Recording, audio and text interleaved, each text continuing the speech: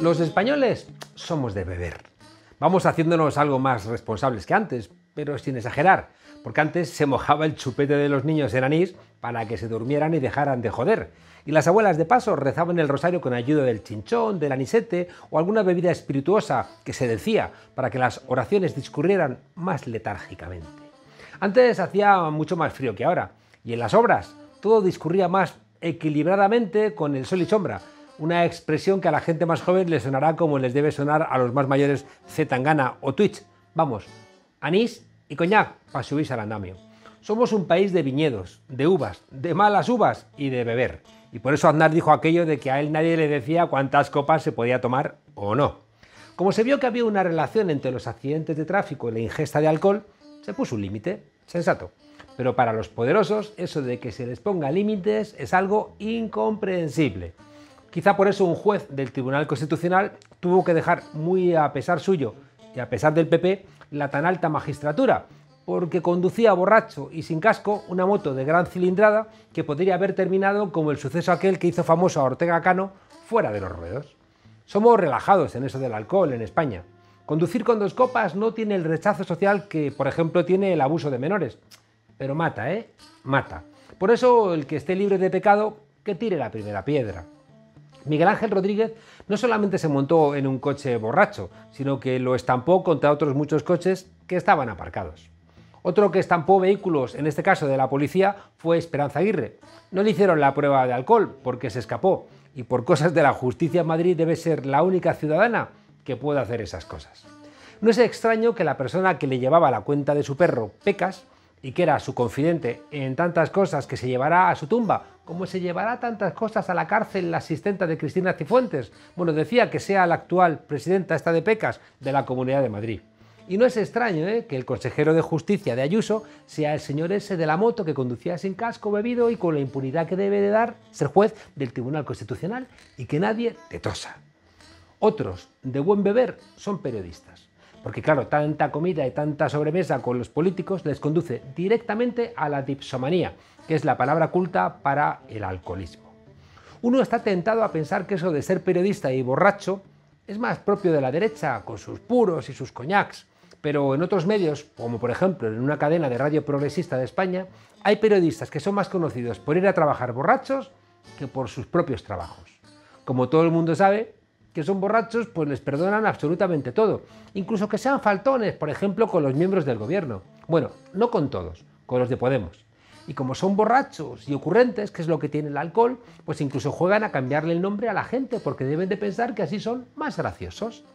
Aunque igual que no dejamos que un alcohólico se suba a un coche, no sé por qué dejamos que un alcohólico se suba a una emisora de radio a eructar su tasa sobrepasada de alcohol con impunidad.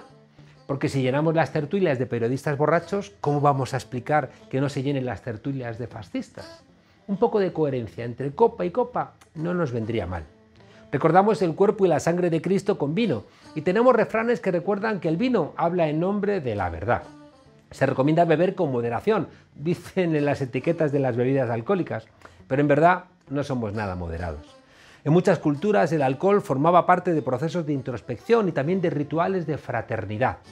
En la última cena circularon las frascas de vino y seguramente entonaron cantos patrióticos y celebraron la amistad. Recuerdo en la universidad un profesor que llegaba invariablemente borracho a clase, con su sombrero tirolés y un vaso de plástico que decía que era agua, pero que estaba hasta el borde de ginebra. Recuerdo que en la última lección de Fraga Iribarne en la facultad tiró al aire el sombrero como señal de agradecimiento al profesor que había firmado sentencias de muerte y le había conseguido la cátedra. Acabada la guerra civil, se bebió mucho, especialmente en los pelotones de fusilamiento. A ver cómo aguantas quitar tantas vidas. No debiera haber jueces que juzgan borrachos. No debiera haber profesores que enseñan borrachos, ni políticos que gobiernan borrachos, ni periodistas que informan borrachos, ni maridos que discutan borrachos, ni policías que cuidan de la Constitución borrachos. Seguramente lo que menos daño hace es un cura borracho, porque Dios perdona todo, así que no pasa nada si siguen bebiendo en las misas. Los diputados borrachos también hacen daño, gritan cosas en el Parlamento que pudren la política. También hemos sido muy amables con los políticos borrachos, que superaban la tasa de alcoholemia estando de servicio. Y luego nos mandan al médico, o nos dicen que nos jodamos, o interrumpen las sesiones con sus gritos y su jarana. Aunque la derecha es verdad que para decir y hacer estas cosas no hace falta que esté borracha. Creo que somos muy poquita cosa y somos dignos de compasión. Pero por eso mismo, porque necesitamos escaparnos de lo pequeñito que somos, no debiéramos confundir las cosas y debiéramos evadirnos solamente cuando no tengamos que estar presentes. Porque si no, luego pasa lo que pasa. La responsabilidad no es de los borrachos, sino de sus jefes, que siempre todos tenemos alguno. Así que si hay borrachos ejerciendo, para eso están los claustros, las direcciones de departamento, los jefes de policía, los presidentes de tribunales. Y en el caso de los periodistas borrachos, los responsables de los programas y de las emisoras de radio. Puedes beber y desafiar a los dioses, pero paga luego la cuenta. Bienvenidas a la frontera, desobedientes.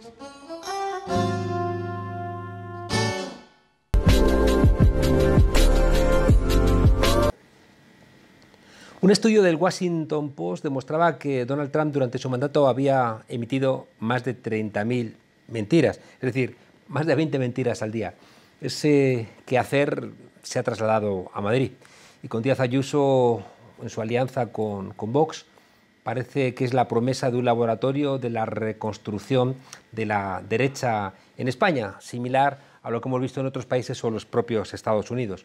No parecen noticias halagüeñas para mujeres, para sectores populares, para homosexuales, pero las trampas a veces parece que funcionan.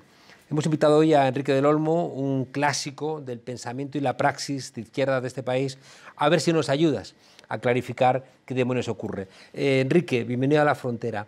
¿Tú crees que ese discurso de fascismo o antifascismo es válido? Bueno, muchas gracias, Juan Carlos, porque volvamos a encontrarnos. Nos tenemos que encontrar siempre así, ya no hay margen para otros encuentros. Yo creo que no hay que desviar el tiro. Es muy importante a la población madrileña señalar qué es Díaz Ayuso y su proyecto. Y eso significa que frente a las cortinas de humo, la provocación que todos los días va a hacer, hay que centrarse en lo que es la vida de los madrileños y cómo afecta a la vida de los madrileños la política de Ayuso. En ese sentido, los bulos, las mentiras, las provocaciones profascistas que puede hacer son cortinas de humo para ocultar lo esencial, que lo esencial es una gestión catastrófica de todo el proceso desde que lleva hace 2 años. Sin embargo, parece que es eficaz, porque Ayuso no ha dado ni un solo euro, por ejemplo, para la hostelería, pero siempre va con la bandera, ¿no?, de la defensa de la hostelería, y parece que hay gente que se lo compra. No, sí, desgraciadamente hay gente que se lo compra, y desgraciadamente hay mucha gente que se lo compra, entre otras cosas porque el Partido Popular lleva construyendo una hegemonía en la Comunidad de Madrid desde hace 25 años. Quiero señalarte simplemente las 11 universidades privadas creadas en este tiempo, las escuelas de negocios, todo el tema del manejo del suelo. Todo esto es un proyecto que viene de tiempo. Yo mínimamente lo identifico desde Gallardón en el 95. ¿Y establece redes clientelares con familias que luego van a votar? Absoluto. Y que cualquier falsedad o mentira es comprada. Entonces yo creo que la izquierda, los demócratas, ni siquiera la izquierda, deben hacer un esfuerzo en esta campaña electoral por fijar la discusión que a todos nos interesa, que a todos los madrileñas y madrileños nos interesa, que es qué pasa con la gestión de Díaz Ayuso. En todo este tiempo no han sido capaces de sacar nada más que 2 leyes.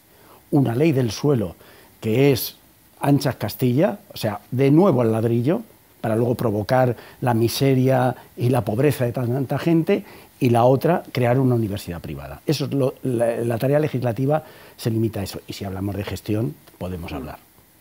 ¿No es un error que la izquierda no haya ido junta a estas elecciones, como se planteó por parte de Iglesias? Yo la verdad es que ahora mismo es el tema que menos me preocupa, porque no creo, una vez que Pablo se ha presentado, que significa que aquí ningún voto se va a perder, yo creo que... Es que a lo mejor se pierden los votos de Más Madrid. No. Es decir, se da por sentado que Más Madrid puede pasar al 5% y pero no está claro. Yo eso lo veo francamente difícil. Pero más allá de esos temas, creo que lo esencial es que el discurso de los diversos candidatos apunte de forma sistemática a demostrar que el gobierno de Ayuso se caracteriza por una cosa: la gente no le importa nada, los madrileños no le importan nada. Te doy un ejemplo o dos muy significativos de la importancia que tiene la gente para este gobierno. Por ejemplo, ayer han determinado que más de 20.000 personas mayores de 80 años pasen de vacunarse en su centro de referencia, es decir, cerca de sus casas, etcétera, al Hospital Isabel Zendal. Un sitio perdido, fíjate las dificultades de movilidad, etcétera.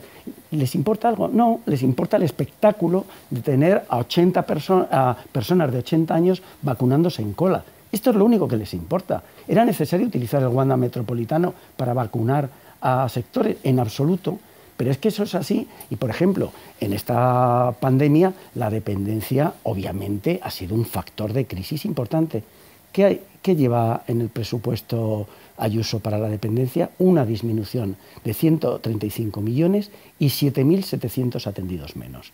Esa es la política de Ayuso y yo creo que es ahí donde tiene que concentrarse las diversas candidaturas de la izquierda. El gobierno de coalición transfirió 1.200 millones a la Comunidad de Madrid para la lucha contra la COVID. Sí, hace ya 5 meses. No se sabe cuál ha sido el destino de esos 1.200 millones. Segundo, no se contrataron los rastreadores que había que haber contratado. Tercero, no se contrataron los sanitarios. Cuarto, se ofrecieron condiciones laborales que expulsaban de la Comunidad de Madrid a sanitarios, tanto médicos, enfermeros como profesional de servicios. Es decir, todo, y parece ser incluso, habría que preguntárselo, si no se ha destinado este dinero, una parte, a pagar intereses de una deuda pública que en la Comunidad de Madrid es innecesaria y que si hay deuda pública es por la contrarreforma fiscal que han hecho y que quieren seguir haciendo, exonerando a los ricos. El discurso de Esperanza Aguirre, de Cristina Cifuentes, ahora de Díaz Ayuso, es que ellos han aumentado el gasto en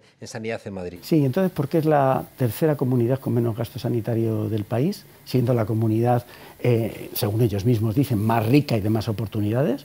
¿Por qué hay 3.000 sanitarios menos que los que había antes del 2008? ¿Por qué se va en este proceso de pandemia y se montan espectáculos como el Zendal en lugar de utilizar 3 centros hospitalarios que están inutilizados como Puerta de Hierro, etcétera, etcétera? El problema no es ese. Están haciendo una transferencia de rentas a las empresas privadas de la sanidad que cobran 2 veces por el servicio y por el cupo que ellos cubren de personas. ¿Qué significaría una victoria de Díaz Ayuso en las elecciones? ¿Qué supondría un gobierno que sabemos necesariamente que sería con Rocío Monasterio y Vox? Pues significaría fundamentalmente que la gente viviría mucho peor. En esto no hay que confundirse. Sus promesas y sus bulos, como ayer, es decir, vengo con el dinero a soltarlo en todo, a los peluqueros, a los taxistas, a los comerciantes, a los hosteleros. Pues si ese dinero es el dinero del Fondo de Reconstrucción. Sí, no, del lo gobierno. que pasa es que ahora he dicho que es presupuesto propio. Nadie sabe cómo es presupuesto propio cuando la comunidad no tiene presupuesto todavía, ¿no? Entonces, esto es mentira, es evidentemente mentira. Tú pregúntale luego, dentro de 2 meses, cuántos peluqueros han recibido algún apoyo y qué pasa con el dinero que le transfirió el gobierno de la nación. Entonces, yo creo que sobre todo las condiciones de vida van a ser mucho peores, la intolerancia va a crecer, las agresiones a los sectores, sean inmigrantes, mujeres, etcétera, van a incrementarse y lo que se va a producir es una mayor concentración de riqueza en sectores minoritarios de la sociedad. Es una opción peligrosísima y eso es lo que hay que transmitir en la campaña. ¿Hay un proyecto político detrás de este viraje del Partido Popular en Madrid hacia la derecha? Es el trumpismo en grado sumo. Mentiras, falsificaciones para transferir renta y recursos hacia los sectores más minoritarios de la sociedad y el abandono de un porcentaje altísimo de nuestros barrios y de nuestras ciudades. Pablo Iglesias ha dejado algo inédito en la política europea que a mí se me alcance, la vicepresidencia para dar la pelea en la Comunidad de Madrid, argumentando que donde está en riesgo ahora mismo la democracia en España es precisamente en Madrid. Y ha cambiado radicalmente el tablero. Efectivamente, yo creo que la decisión de Pablo Iglesias es una decisión encomiable, valiente, que él ha visto esto y ha demostrado ser un dirigente político capaz de enfrentarse a situaciones muy complejas, y en ese sentido ha cambiado el panorama, pero ha cambiado el panorama positivamente, pero esto no significa que la batalla esté ganada. Cuando va a haber una polarización, evidentemente. No, van a intentar una polarización. Pues yo creo que existe ya, de hecho, con la presencia de Pablo Iglesias y de Ayuso. Pero yo creo que justamente eso, Pablo, y digo Pablo, como digo Gabilondo o digo Mónica, tienen que evitar esa trampa. ¿Qué polarización es la que hay que establecer? La de su gestión. La de su gestión, la sanidad desasistida, la educación infrautilizada, el paso de todo a la privada, los mayores con menor asistencia, la crisis de las residencias. Es ahí, focalicemos ahí, porque en los barrios ese es el problema, las colas del hambre. ¿Qué ha hecho la Comunidad de Madrid o el Ayuntamiento de Madrid para combatir las colas del hambre? Si esto era muy sencillo, era modificar un apartado de los modelos de subvención para garantizar que desde la administración pública se cubra esas necesidades perentorias de la gente. Manuela Carmena perdió en los barrios del sur de Madrid. ¿Hubo una desatención de esa ciudadanía? Totalmente. Yo, que además he sido trabajador del ayuntamiento, creo que hubo un error estratégico en el gobierno de Manuela, que fue no atender justamente a los barrios de la periferia popular de Madrid, no atenderlos suficientemente. Y esto es causa de la desafección, desmovilización y abstención. Tengo la sensación de que la derecha, yéndose hacia la extrema derecha, pierde el centro, pierde Euskadi, pierde Cataluña y, por tanto, las dificultades para gobernar España son muy altas. Y creo que eso se va a traducir en un incremento de las mentiras, de los gritos, de los insultos, de las agresiones. Y tengo la sensación de que Ayuso, que es mujer, representa eso. Absolutamente, tienes toda la razón. La derecha está desnortada, esta es la primera cuestión, como un pollo sin cabeza. Pero esta chica marca un determinado camino, que es un camino absolutamente involutivo para el país.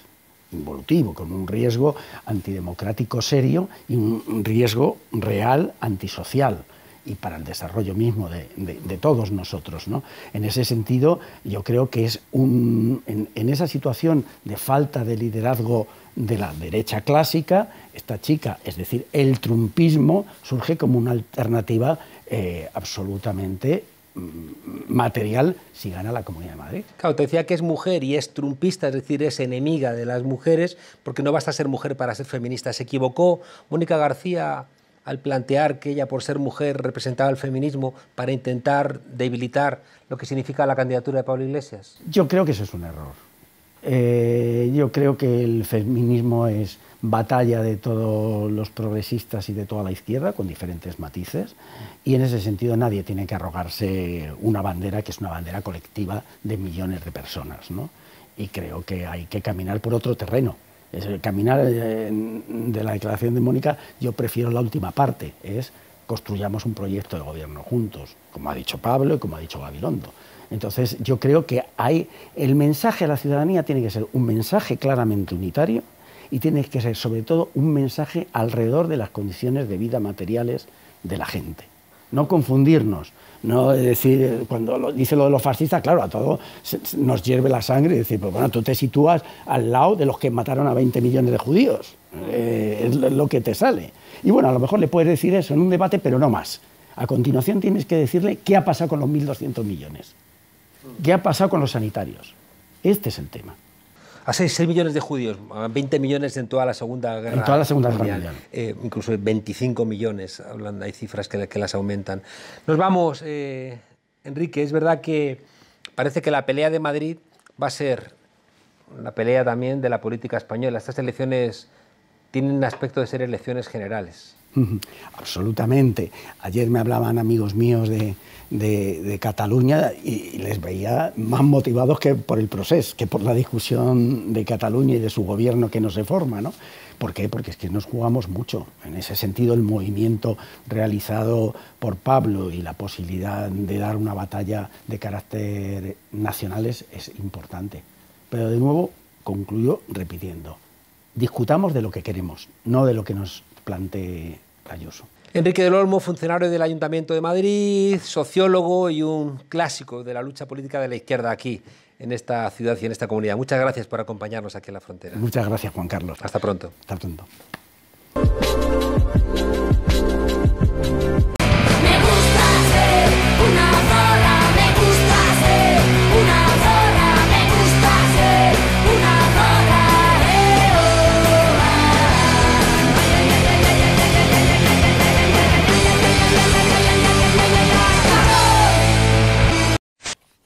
Bienvenidas al Tornillo, el microespacio feminista en La Frontera. Hoy vamos a hablar de hermana, yo sí te creo.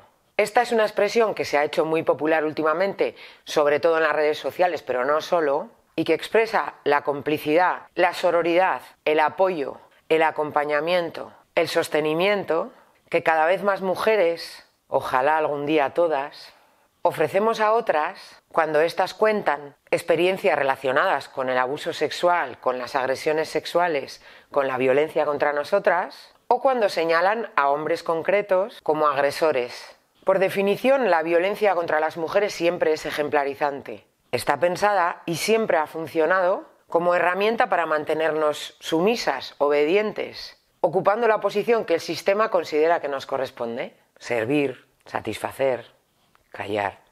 Por ello, todas las formas de violencia contra las mujeres han desarrollado herramientas de legitimidad que minimizan todas las agresiones y que ponen en cuestión nuestra palabra, nuestro criterio, nuestra percepción. Por definición, cualquier forma de violencia que sea sistémica, es decir, que se dé de una forma sistemática y que no tenga mecanismos eficaces que la contrarresten, implica un margen muy alto de impunidad.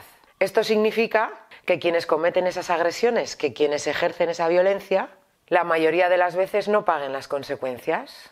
Uno de los mecanismos de impunidad es cuestionar a las víctimas, no solo directamente, sino generando maneras de pensar que nos hagan creer a nosotras mismas que no fue para tanto, que podríamos haberlo parado, que fue culpa nuestra, por estar ahí, por vestir así, por actuar así, por existir.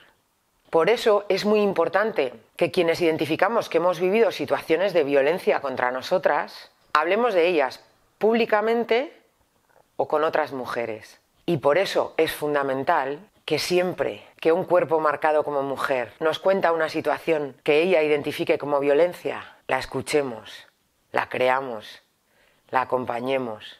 Porque contar que has vivido violencia a veces te expone a nuevas formas de violencia y no tiene ninguna ventaja. ¿Pero qué cojones si la mayoría de las denuncias son falsas? Las denuncias falsas no existen. En los últimos años su presencia ha sido insignificante, habiendo años en que no se ha podido demostrar ni una. Quienes llaman denuncias falsas a las denuncias que no terminan en condenas firmes son muy tontos, pero sobre todo son muy patriarcales. Chica, pues es que yo todas estas agresiones y todo esto que contáis no lo he vivido. Yo estoy rodeada de hombres maravillosos, encantadores, que me cuidan un montón. Como mucho te piropean, pero a mí me encanta. Muy bien, pues nos alegramos un montón de que seas tan excepcionalmente afortunada que todos los hombres de tu alrededor se comporten como seres humanos y que te traten a ti como si fueras un ser humano. Pero mientras organizamos la autodefensa feminista, cada día, la mayoría de los cuerpos marcados como mujeres vivimos infinitas formas de violencia. Y esto se va a acabar. Hoy os dejamos con una frase de Yesenia Zamudio. La que quiera romper, que rompa. Y la que quiera quemar, que queme. Y la que no estorbe. Hasta la próxima vez que nos dejen salir.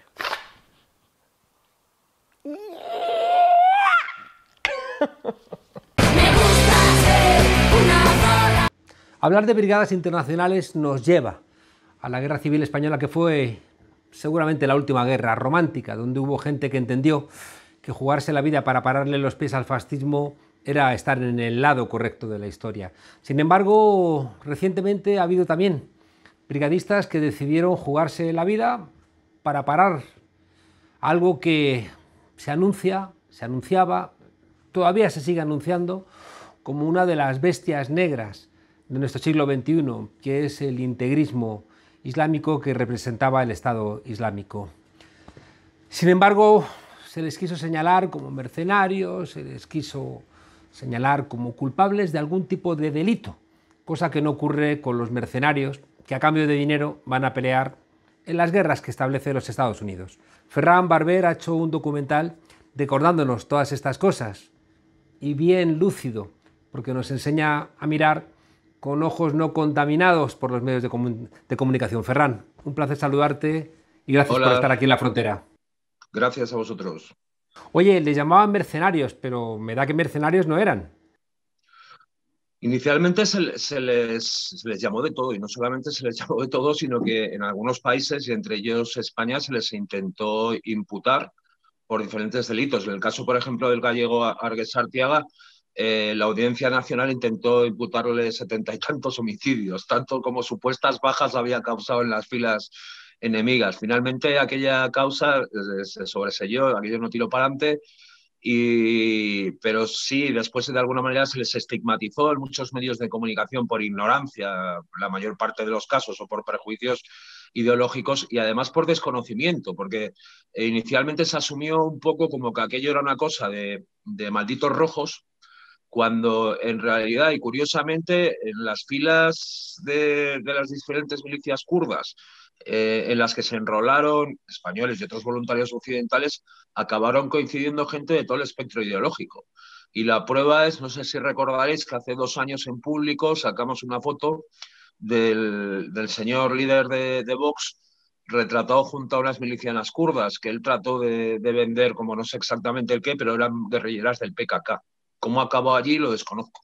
Ya. Oye, ¿cuál era la motivación que tenían estos voluntarios, estos milicianos?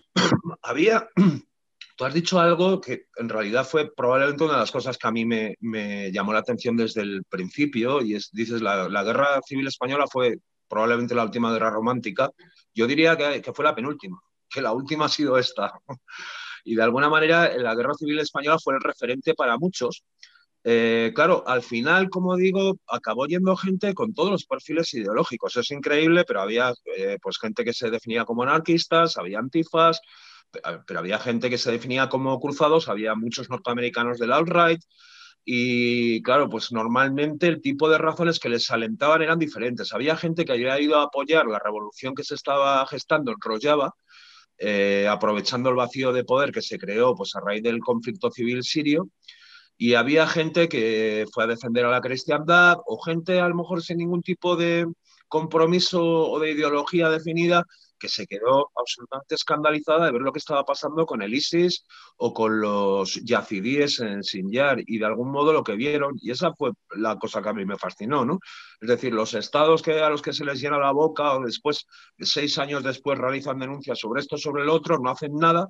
Y entonces esta gente pues dijo, bueno, pues si no vais vosotros, voy yo en representación de mí mismo. Lo que pasa es que es verdad, Ferran, que los milicianos que vinieron a pelear por la República eran gente de izquierda, ¿no? Mientras que esos milicianos, ahí había un batiburrillo, y también de la misma manera yo creo que uno ve a Azaña, ve a Negrín, ve a Largo Caballero, y no se pueden comparar con Bachar el-Assad, ¿no? Es decir, la comparación quizá sea excesiva. Oye, algunos de esos milicianos siguen por allá, ¿no? Sí, todavía queda, sigue habiendo un goteo. Digamos que hubo gente, la mayor parte, que fue a combatir, algunos combatieron más que otros en diferentes frentes y diferentes milicias. Hubo gente que fue a labores civiles. Cuando el ISIS se da por derrotado, sigue habiendo un enemigo que es Turquía. Se está cumpliendo ahora mismo el 3er aniversario de la invasión de Afrin, que no fue la última, porque posteriormente volvieron a entrar y a hacerse con pedazos de lo que se conoce como Rojava. A partir de ese momento decreció el número de gente que iba a combatir allí, pero siguió llegando el menor número de gente que se unía a la YPG. Sin embargo, de manera estable, en la zona de Sinjar ha habido casi, pues de manera estable, un contingente mayoritariamente español. Las IBS, para que nos entendamos, había diferentes milicias con diferentes siglas. Las YPG eran las milicias kurdas que combatían en Rojava, y hay un pedazo de Irak que es mayoritariamente yazidí, y donde el PKK pues se cambió un poco el nombre, se llamó IBS, y también había voluntarios, y ahí prácticamente ha habido presencia estable española pues desde que se creó las IBS en 2014, y a día de hoy sigue habiendo españoles, un número variable. La Turquía de Erdogan sí que ha manifestado una nueva voluntad imperial en la zona. Turquía ahora mismo, a mi juicio, pues es probablemente el principal problema de toda la zona. De hecho, Turquía fue el principal patrocinador de ISIS en su momento, porque aquello era un coladero, la frontera turca, y sigue siendo el principal patrocinador de todas las franquicias islamistas y los mercenarios que siguen ocupando ahora mismo zonas del norte de Siria, o está detrás de los bombardeos en zonas civiles de la frontera kurdo-iraquí, bombardeos además de pueblos pues, ocupados habitados por civiles kurdos o asirios, y por supuesto en la zona de Sinjar. Turquía ahora probablemente, bueno, el problema de fondo es que su economía está en caída libre, y este señor Erdogan, pues recurriendo al viejo truco que hemos visto muchas veces, los argentinos en las Malvinas, probablemente los marroquíes cuando con lo de Perejil, pues la mejor manera de levantar una cortina de humo es dedicarse a resucitar el pasado ese otomano. Lo hemos visto en el Mediterráneo Oriental, pero lo hemos visto en Siria y lo hemos visto más recientemente en Karabaj, en Artsaj. Ferran, tú estuviste cubriendo sobre el terreno la caída del califato, la batalla de Mosul, incluso fuiste encarcelado. Sí, yo llevo yendo a la zona desde el año 1997, lo que significa en primer lugar que soy muy viejo, y en segundo lugar que siempre me han interesado mucho las minorías de por allá, la minoría siria, yazidí, kurda. Claro, 2014, con la erupción del ISIS y la escena geopolítica, pues comenzó un nuevo episodio en la historia de Oriente Medio, y toda la gente, los periodistas que hemos prestado atención a eso, pues y prácticamente desde el 2014 hasta mi encarcelamiento, que es una de las partes que tratamos en el no mi encarcelamiento de manera específica, pero sí el hecho de que por esa cárcel han pasado muchos más voluntarios, estuve 3, 4, 5 años. O sea, casi he estado desde 2015, casi he estado la mitad del tiempo por allá, entre Rojava, Irak.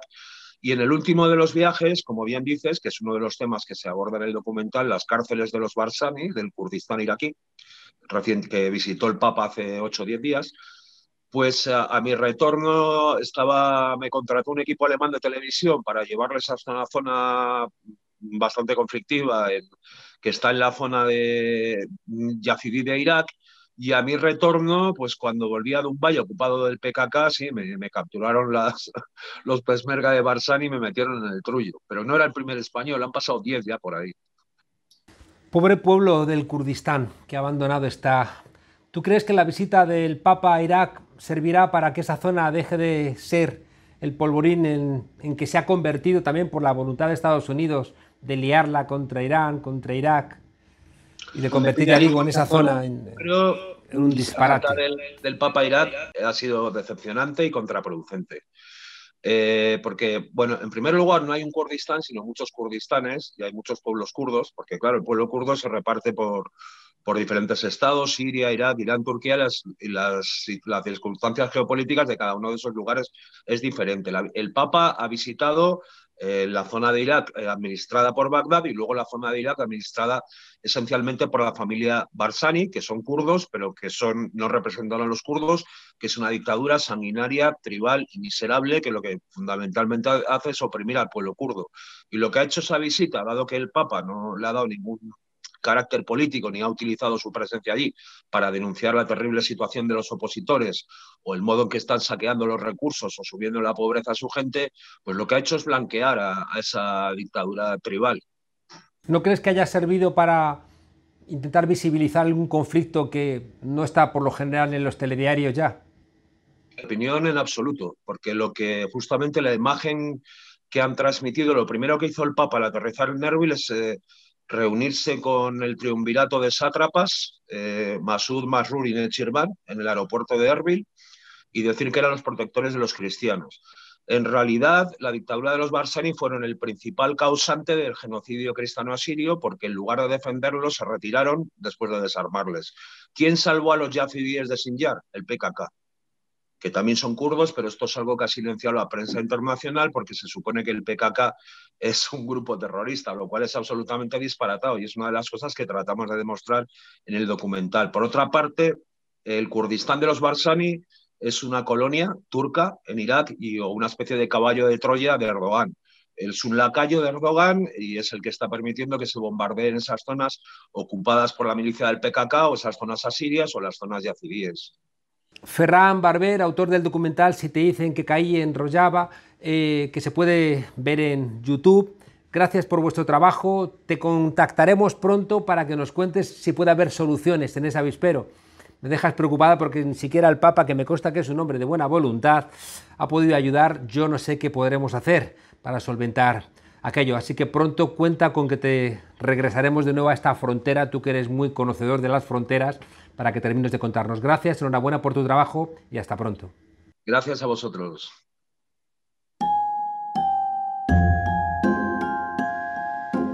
Todos recordamos al loco que entró en una pizzería en Estados Unidos disparando porque le habían convencido de que allí había niños secuestrados.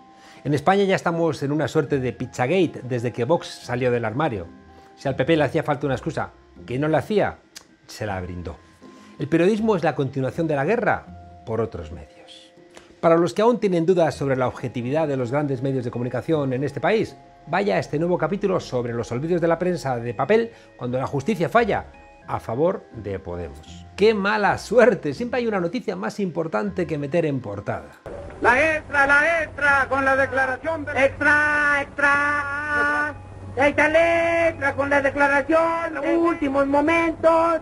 ¡Ya está la extra con la declaración de la guerra! Ayuso doblando escaños, Boris Johnson elevando su arsenal nuclear, la vacuna de AstraZeneca, la victoria del Madrid en la Copa de Europa, Calviño al frente del área económica y el cierre de la investigación contra Podemos, que ha durado más de un año porque el juez no ha encontrado nada. El código deontológico del periodismo a la misma trituradora que el llamado caso Neurona. Según el citado código deontológico, un periodista tiene que estar abierto a la verdad de los hechos, perseguir la objetividad, contrastar datos, diferenciar entre información y opinión, respetar la presunción de inocencia y, lo más importante, rectificar las informaciones erróneas. ¿Dónde está la rectificación? Esos mismos medios que el miércoles dedicaban sus portadas a otros menesteres son los que han difamado a Podemos, y perdón que me ponga como ejemplo también a este humilde profesor y presentador durante meses. La extra, con la declaración de... ¡Extra!